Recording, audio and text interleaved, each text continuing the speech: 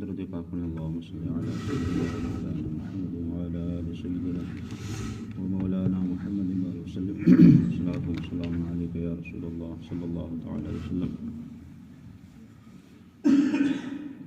اذان کے تعلق سے بیان ہو رہا تھا، اس کے فضائل مناقب آپ نے سماعت کیے۔ اب کچھ مسائل ہیں جو اذان میں ضروری ہیں۔ ان میں سے ایک مسئلہ یہ ہے کہ بیٹھ کر اذان کہنا یہ مکروہ ہے۔ اگر کسی نے کہہ دی تو اس کو لوٹایا جائے گا، مطلب کسی شخص نے اگر بیٹھ کر اذان کہی، چاہے وہ کسی وقت کی بھی اذان ہو، تو اس اذان کو دوبارہ کہا جائے گا کھڑے ہو کر، کیونکہ کھڑے ہو کر اذان پڑھنا چاہیے۔ ہاں اگر کوئی مسافر ہے اور سواری پر اس نے اگر اذان کھڑے ہو کر کہی تو مکروہ نہیں، کیونکہ سواری چاہے وہ ٹرین ہو، پلین ہو یا ٹرین ہو یا بڑی گاڑیاں ہوں جو لمبے سفر کر رہی ہیں، تو اس پر انسان جو ہے وہ بیٹھ کر کے اذان دے سکتا ہے۔ اسی طریقے سے پہلے کے زمانے میں لوگ اونٹوں پر سفر کرتے تھے تو باقاعدہ اونٹ کے اوپر بیٹھ کر نماز بھی پڑھتے تھے۔ ہم لوگ سنتے ہیں، اس چیز کو تعجب ہوتا ہے، ہم لوگ اپنے گھروں میں، مکانوں میں، دکانوں میں رہتے ہیں، پھر بھی ہم لوگ اذان اور نماز نہیں پڑھتے، لیکن پہلے کے جو لوگ تھے جو سفر کرتے تھے اونٹوں پر، تو وہ اونٹوں پر ہی اگر وقت ہو جاتا تھا تو اونٹ کے اوپر ہی وہ بیٹھ کر کے یا کھڑے ہو کر کے نماز پڑھا کرتے تھے، اسی لیے وہ مسئلہ بھی بیان کیا گیا ہے۔ اس لیے دوسرا مسئلہ یہ بھی ہے کہ اذان قبلہ رو کہے۔ قبلہ رو کا مطلب ہوتا ہے قبلے کی جانب رخ کر کے نماز اذان پڑھے۔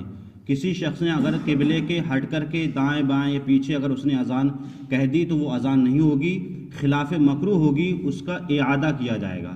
لیکن اگر کوئی شخص سواری کے اندر موجود ہے اور وہ اگر اذان کہے اور اس کو معلوم نہیں، جیسے مثال کے طور پر پلین میں وہ سفر کر رہا ہے یا بڑے جہاز میں پانی میں سفر کر رہا ہے یا کسی ٹرین میں سفر کر رہا ہے یا اونٹ یا کسی سواری پر سفر کر رہا ہے، تو اب اسے معلوم نہیں ہو پائے گا کہ جہت کس طریقے سے ہے، تو اس میں اگر اس نے اذان کہہ دی اور قبلہ اگر بدل گیا تو اس کی اذان ہو جائے گی، کیونکہ وہاں پر عذر ہے اور اس کو معلوم نہیں ہے۔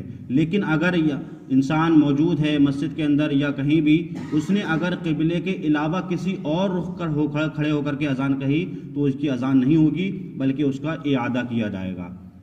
اسی طریقے سے اس میں ایک مسئلہ یہ بھی ہے کہ اذان کہنے کی حالت میں بلا عذر کھکارنا یہ مکروہ ہے۔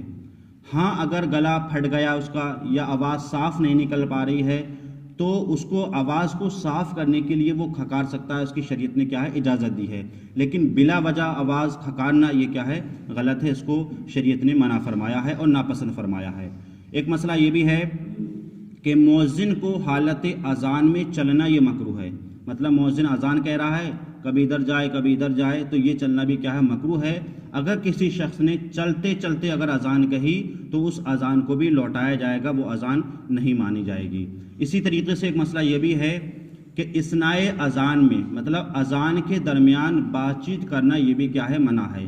اگر کلام کیا تو پھر اس سے اذان کہے، مطلب اذان دوبارہ کہے۔ مثال کے طور پر کسی نے اذان کہہ رہا تھا، 2 کلمے کہے، کسی سے بات کر لی، پھر اذان کہہ دی، پھر کلمے کہہ دیے، تو گویا کہ یہ اذان نہیں، پھر تو یہ آپس میں ایک دوسرے سے کلام ہوا۔ تو اگر کسی شخص نے اذان کے بیچ میں ایک دوسرے سے اگر کلام کیا تو اس اذان کا بھی کیا ہے اعادہ کیا جائے گا۔ اسی طریقے سے ایک مسئلہ خاص کر کے یہ ہے کہ کلمات اذان میں جو اذان کے جو کلمات ہیں اللہ اکبر الی آخرہ، تو اس میں لحن حرام ہے۔ لحن کا معنی آتا ہے غلطی، بڑی غلطی، اس کا کیا حرام ہے۔ جیسے مثال کے طور پر 2 لفظ ہیں، جیسے اللہ اکبر، ایک اللہ اکبر، یہ 2 اللہ اکبر۔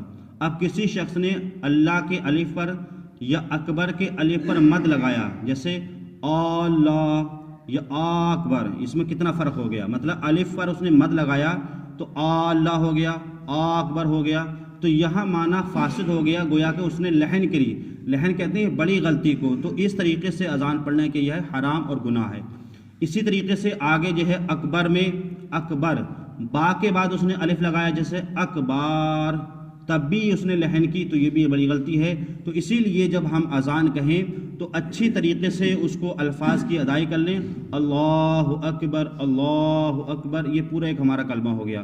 تو اس طریقے سے اگر اس میں ہم نے اللہ یا اکبر یا اکبار اس طریقے سے الفاظ اگر کہے تو یہ کیا ہے گناہ اور حرام ہے۔ ایک مسئلہ یہ بھی ہے کہ کلمات اذان کو قواعد موسیقی پر گانا بھی لحن اور ناجائز ہے۔ قواعد موسیقی کہتے ہیں جو عام طور پر جو گانوں میں موسیقی جو آواز ہوتی ہے، جو طرز ہوتی ہے، اس طرز پر اذان کو کہنا یہ بھی کیا ہے؟ حرام اور گناہ ہے۔ مطلب ہم سادہ سمپل جو ہماری اپنی طرز ہے، اپنی جو طریقہ ہے، ہم اس طریقے پر اذان کہیں، یہ نہیں کہ ہم کسی گانے پر فٹ کر کے اذان کو پڑھیں یا کسی موسیقی پر فٹ کر کے اذان کو پڑھیں۔ اس طریقے سے پڑھنا یہ گناہ اور ناجائز۔ اس کی وجہ کیا ہوتی ہے؟ اچھا، نعت کو بھی جو گانوں پر طرز کو جو منع کیا گیا اس کی ایک وجہ کیا ہوتی ہے؟ آپ دیکھیں جب کوئی بھی بندہ اذان کہے یا ناشر پڑھے گانے کی طرز میں، تو ہوتا یہ ہے کہ سنتے تو ہم ہیں لیکن ہمارا پورا دماغ اس گانے کی طرف چلا جاتا ہے جس گانے کی طرز پر وہ نعت پڑھ رہا ہے۔ تو گویا کہ ہم نعت سن رہے ہیں لیکن ہمارا دماغ کہاں گیا؟ گانے کی طرز پر۔ تو گویا کہ اس لیے علماء نے فرمایا ہے کہ نعت ہو یا اذان ہو، اس کو گانے کی طرز پر نہ پڑھا جائے، کیونکہ ہم یہاں نعت سن رہے ہیں اور ہمارا پورا دل و دماغ کہاں پہنچ گیا؟ گانے کے اس طرز اور ڈھنگ پر پہنچ گیا۔ اس لیے گانے کی طرز پر نعت پڑھنا یا نعت کو سننا یا اذان کہنا یہ کیا ہے؟ ناجائز اور گناہ ہے۔ اس پر بھی ہمیں خاص طور سے دھیان رکھنا چاہیے۔ ایک آخری مسئلہ یہ بھی ہے کہ سنت یہ ہے کہ اذان بلند جگہ کہی جائے۔ مطلب یہ اس وقت کا مسئلہ تھا کہ جب باقاعدہ لاؤڈ اسپیکر نہیں تھے تو لوگوں تک اذان کی آواز پہنچانا مشکل تھی، اس لیے حکم یہ تھا کہ انسان ایسی اونچی جگہ پر اذان کہے تاکہ تمام لوگوں تک کیا ہے؟ اذان کی آواز پہنچ جائے اور لوگ سمجھ جائیں کہ اب اذان کا وقت ہو گیا۔ ہاں، لیکن اب یہ ہے کہ اب اجازت ہے، چاہے وہ لاؤڈ اسپیکر چاہے وہ اوپر جگہ کہے یا نہ کہے، کیونکہ اب جو آواز جو پہنچ رہی ہے وہ ہماری لاؤڈ اسپیکر کے ذریعے، مشین کے ذریعے سے پوری بستی کے اندر پہنچ رہی ہے۔ تو اب ہم اگر نیچے بھی اذان کہیں گے تو اس میں کوئی حرج نہیں ہے۔ تو یہ سب مسائل جو ہے وہ اذان کے متعلق تھے، اور بھی انشاءاللہ اس کے متعلق ہیں، وہ ہم بیان کریں گے۔ اللہ تعالی ہمیں اور آپ کو صحیح طریقے سے ان اذان کے مسائل پر عمل کرنے کی توفیق عطا فرمائے۔ اللہم صلی علی سیدنا